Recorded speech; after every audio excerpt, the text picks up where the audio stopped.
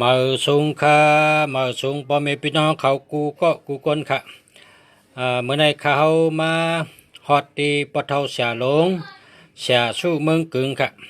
ปะเทาเสียสู้เมืองกึ่งเฮาค่ะเมื่อว่าค่ะก็เลยลงข่าวกับมีพี่น้องทั้งกรุงเทพลายองชลบุรีหาดใหญ่เขาเป็นลูกเป็นหลานเป็นลูกศิษย์เก่าเจ้าเปิ้นโทรมาก่อมติดแหน่ขึ้นกับสืบมาติค่ะค่ะก็ว่าค่ะแต่กับสืบปันอ่า ปอทว่าลืมโพงเมื่อว่าโพงในฐานหมด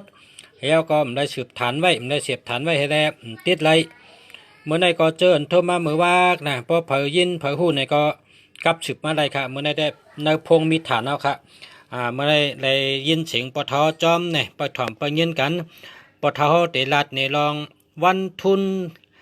เลือนหมายคำหนึ่งเป็นวันทุนนับความก้นกูปอกมือปานก่อนมือมึนชื่นก่อนเขาว่าจังหือในกล้ามก้นเท่ากูปอกในเขาว่าจับชวบจับตัวไว้เขาแก่นฉลากกูปอกในเขาไว้เนื้อปุ่มเขาเนี่ยถ่อมไปถ่อมไปเงินกันค่ะพอมีพี่น้องเขาจำถ่อมจำด้วยกันค่ะเนาะมาชงค้าปทลาดค่ะอะไรล่ะค่ะโอค่ะ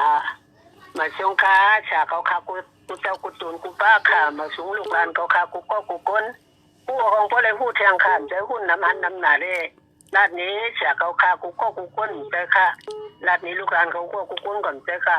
หนังหัวก็ตีหูเทียงหมอตีหมอเทียงวันนั้นคามีสีนาฝึกเตรียมเขาเฉยตอนเป็นกว่าเพราะวาสนามีก็เจ็บเอาต้องเอาค่ะเพราะมีวาสนาก็เมาก่อนเป็นนังขนอบ้านกูมือก่อนว่ากำผาทุนในคำหนึ่งสุกตูผู้เขาว่าเนาะมาคำเนี่ยบ่ยาวันสอบจ่าเนี่ยเป็นกำผาทุนรางวัลทุกรางวัลทั้งเมืองเขาว่าสองคำกู้ตัวสร้างเนี่ยค่ะว่าเพราะหมดสองคำเนี่ยยาวันปูกูเนี่ยก็ทุนกำผาเป็นทุนนั่งกำผาทุนหลวงเขาว่าเนี่ยสองคำกู้ตัวสร้างสามคำพังตัวเสือหมดสามคำลองสามคำเพราะยาวันตั้งหลาเนี่ยเป็นกำผาทุนค่ะสี่คำพังสามคำพังตัวเสือสี่คำหรือตัวยอดเพราะเหมือนสี่คำว่าลองสี่คำว่าในสมัยยาวันจัดเจเนี่ยเป็นกำผาทุนค่ะสี่คำหรือตัวยอดห้าคำพังนักกาเพราะเหมือนห้าคำลองห้าคำยาวันจันนี่เนี่ยก็เป็นกำผาทุนค่ะเนาะหกคำป้าสั่งมิงมาหกคำลองหกคำยาวันอย่าหูไว้วันนั้นตัวหูไว้วันนั้นก็เป็นกำผาทุนค่ะเจ็ดคำสั่งสี่คำค่ะเจ็ดคำมาเจ็ดคำลองเจ็ดคำยาวันอย่างการเนี่ยเป็นสั่งสี่คำวันนี้เนี่ยก็เป็นคำบาดกันเนาะแปดคำนำการล้ำเนี่ยครับว่าเพราะหมดแปดคำเนี่ยติดตั้มหมดแปดคำนั้นนำกว่ายาวันตั้งหน่วยที่ไหนลองแปดคำยาวันตั้งหน่วยแปดคำนำการล้ำเนี่ยเป็นคำบาดทุนเก่าค่ะต้องกันค่ะเนาะเพราะอะไรก็เจ็บไว้ค่ะป้อมป่องเติมนี่ก็ขึ้นทูมาตีเบอร์ข่าวเขาก็อะไรค่ะใครถามจริงหรือนะอันพวกหัวตีเลยรัดเนี่ยเป็นกันป้อมหูก่อนจะอือรัดกันเนาะพวกนี้ที่ถึงอดก็ใครมีเสียไหนใครปิดใครพับ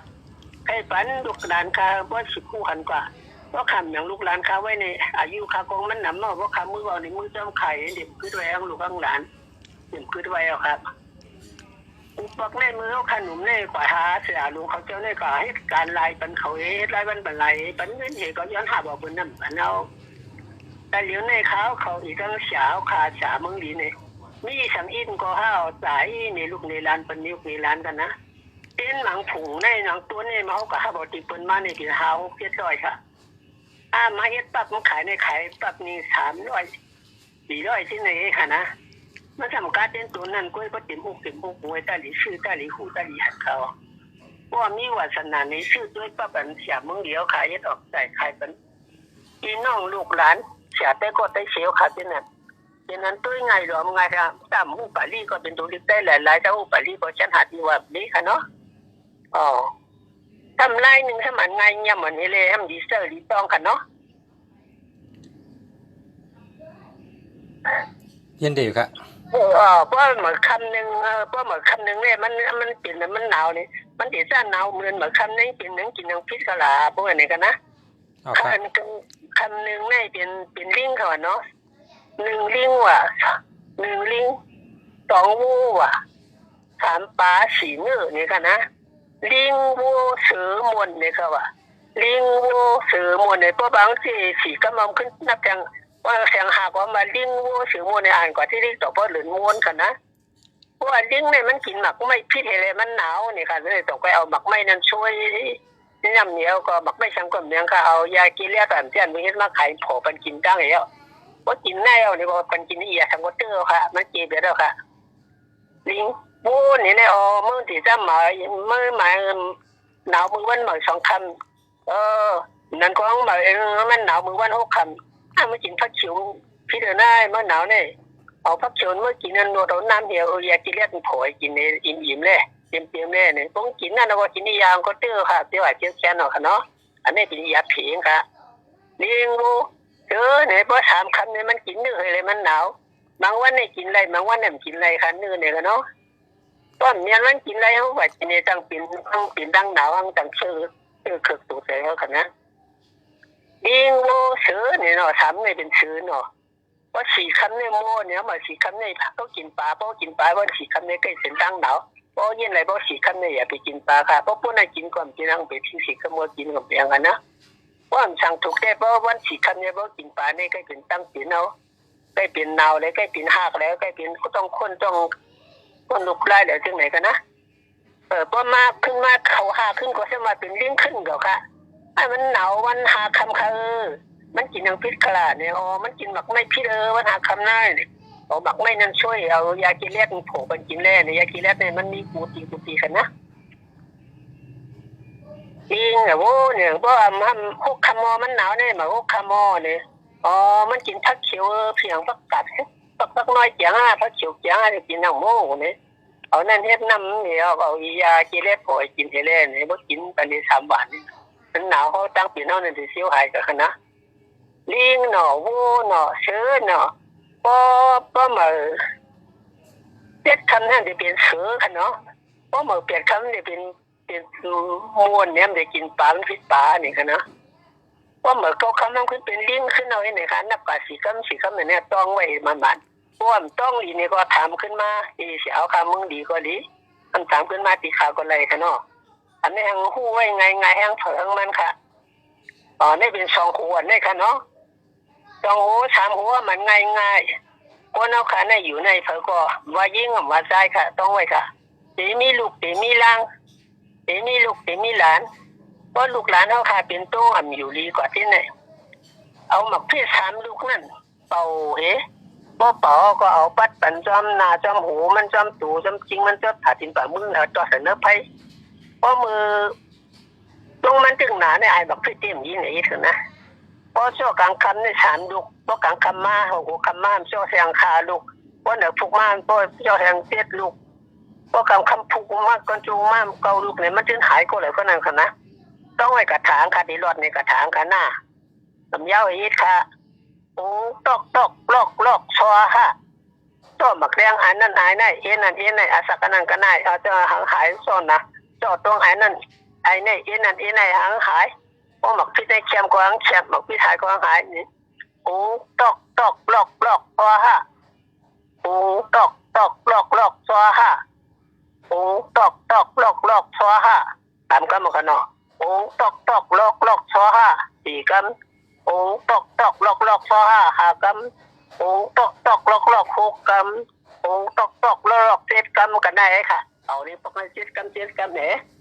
มือ3 ลูกก็เป่าหมดเดียวก็เอาเป่าปัดปันจอมหน้าเขาจำปีหลังเขาจำอกจำปุ่มเขาปัดเป็นผัดจินผัดมื่นเคยต่อให้ไปในลูกดันเขาก็ตุ้งมันหายกว่าเช่นกว่าอยู่ดีกว่าก็มีก็อันไฮก็ไม่อันไม่นึกไปวัดเดียวใครหนาวที่หนาวก็ที่หนาวกันนะอันนี้มันดีกว่าข้าวหางโปหางเมียงกันนะต้องไว้ค่ะเพราะเดี๋ยวต้องนี่ก็เขียนไว้เพราะยืมเขียนเอาขึ้นถามมากค่ะนี่เป็น3 ปุกก็เนาะ3 ปุก4 ปุกกันแนมเป่าทางลูกอ่อนให้เย็นลูกอ่อนปลาเด็กเนาะห้ามนั่นก็เขาไม่ได้จับปืนหน้าลูกอ่อนให้อยู่นะคือทำตีเป่ากระถาเป่ามือเอาไอ้ซี่ใส่ลูกอ่อนนั่นทีเย็นกว่าในมีเป็นกว่าที่ไรกินหวานนอนรับกว่าลูกอ่อนเต็มคันเจอกันนะอันนี้มันใครตุ๊กตาไปขนาดอยู่ใครขู่3 ตื้อขนาดกัดนะยี่เป็นสูลำดันทางซีเนี่ยก็ว่าก้อยอุสูเหลี่ยมซีรีเพราะแต่นักถ่ายช่อหายเนี่ยเป่ามือจี้เขามือนั่นก็น่ะอันนั้นก็ชิมเพื่อนห้องนอนนั่นมันหายอ่ะเนี่ยเป่ามือจี้กว่านี่ก็ทุกวันนั่นได้ยินกว่าค่ะ3 ด้วยขนาด สีลงมีสูลำบ่ทันพังสีก้อยอูสูเลียงสิริบ่ทันรักหายชั่วหายให้มันหายหูสีลงมีสูลำทันปังสีก้อยอูสูเลียงสิริบ่ทันรักหายชั่วหายกำเยอะหายอีหลวนก็แน่หายให้ในเย็นนี้องค์สีมีสูลำบ่ทันพังสีเลียมลำพิษบ่ทันพังสีก้อยอูสูเลียงสิริบ่ทันรักหายชั่วหายผมหลวนก็ในยีมีสูลำพิษบ่ทันพังสีก้อยอูสูเลียงสิริบ่ทันรักหายชั่วหายผมหลวนก็อันใครในยีมีสูลำพิษบ่ทันพังสีก้อยอูสูเลียงสิริบ่ทันรักหายชั่วหายผมหลวนก็อันใครอยู่ในยีมีสูลำพิษบ่ทันพังสีก้อยอูสูเลียงสิริบ่ทันรักหายชั่วหายผมหลวนก็อันใครอยู่ในยีมีสูลำพิษบ่ทันพังสีสิริบ่ทันรักหายชั่วหายนี่เป่าตี้กันเสียงหลวนนั่นดีเย็นเปล่าค่ะอูเมียก็ตีนอนรับเสียดีกว่าค่ะแนวผมมันทับคนนอนรับขนาดยอผมพาเป็นเอาเปิ่นหูนี่ก็น่ายค่ะมาชงกาอะไรอยู่ดีกินวันกันกูโก้ทุกคนสิครับค่ะค่ะมาชงค่ะยินจอมค่ะอันใดเลยยินอันใดเป็นเสียงสลาลงค่ะสลาลงเมืองกึ่งห้องว่าปอเท่าเสียสู้เมืองกึ่งค่ะเสียลงค่ะเป็นสลาลงเมืองกึ่งเสียสู้เมืองกึ่งนะครับพ่อแม่พี่น้องเขาสั่งเผาผู้ใดเคยกับสืบมันเจ้าในก็ได้นำปัดพมมันเจ้าก็มิวในที่ด้วยกันนะครับ097นะ097 9789 754นะครับเนาะ097 9789 754ทางอันก็0815959775 นะครับพอมีพี่น้องเขาสั่งเผยก็เลยในใครหาปอฉลาสู้สาสู้เมืองกึ่งในก็กับสืบรายการเมื่อในค่ะอันเมื่อว่าพี่น้องก็กับสืบมาตั้งหนำตั้งหลายเมื่อว่านั่นเมื่อว่าในปอเท่าเลยเอาพงให้ไว้ได้สืบฐานนะครับมันเมื่อว่าฐานมดเมื่อได้กับสืบแล้วค่ะสั่งก็เลยพอใครกับสืบมาก็ขึ้นกับสืบมาแล้วค่ะมาสงค่าพอมีพี่น้องเขากูก้นค่ะมาสงค่าสงค่ะอยู่ดีกินวันในการขึ้นอย่างมาสูงมีศีลมีธรรมกูก้นค่ะมาสงค่า